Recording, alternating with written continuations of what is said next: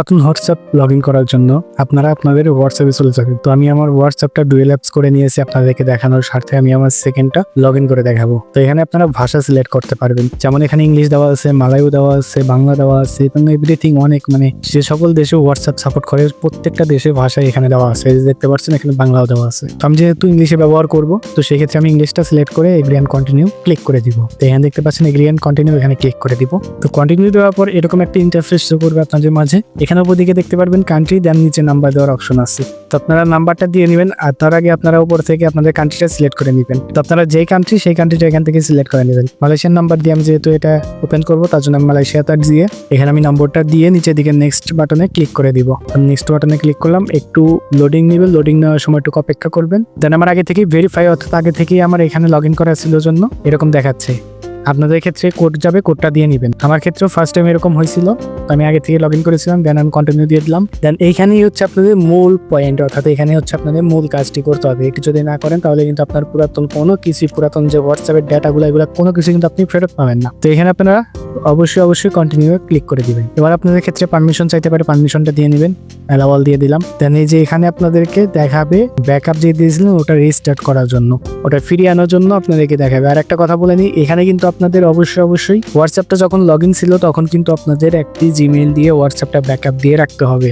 যদি ব্যাকআপটা আগে থেকে দিয়ে না রাখেন তাহলে কিন্তু এটা আপনার জন্য না। আর যদি আগে থেকে আপনার এটা দেওয়া থাকে সেই ক্ষেত্রে আপনি এখান থেকে ব্যাক আনতে পারবেন।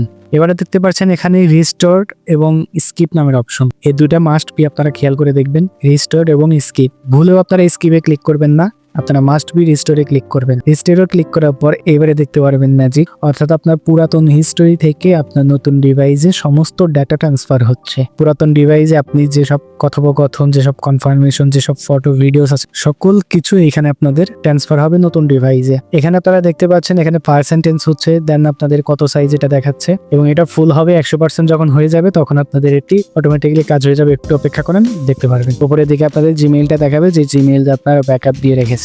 ওকে, এবারে আপনারা দেখতে পাচ্ছেন এখানে ফিনিশ হয়ে গেছে, দেন এখানে নেক্সটে ক্লিক করে দিবেন। আমি নেক্সটে ক্লিক করলাম।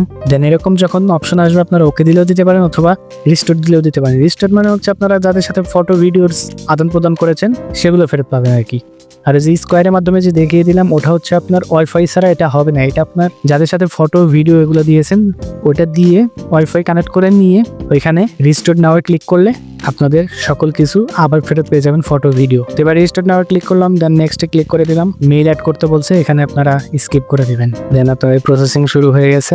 এবার যদি একটু লক্ষ্য করেন উপরের দিকে কিন্তু আপনার লেখা আছে রিস্টার্টিং মিডিয়া প্রসেড, অর্থাৎ এখানে হচ্ছে আপনার ওয়াইফাই ব্যতীত এটা অ্যাকাউন্ট হবে না। যখন আপনি একটা ওয়াইফাই কানেক্ট করবেন তখন এটা অটোমেটিক্যালি রিস্টোর নিয়ে নিবে, অর্থাৎ আপনি যাদের সাথে ভিডিও, ফটো এগুলো আদান প্রদান করেছেন, কোন রকম ফাইল, পিডিএফ ফাইল এগুলো আদান প্রদান করেছেন সকল কিছুই এখানে ফেরত পাবেন যখন আপনি ওয়াইফাই কানেক্ট করবেন।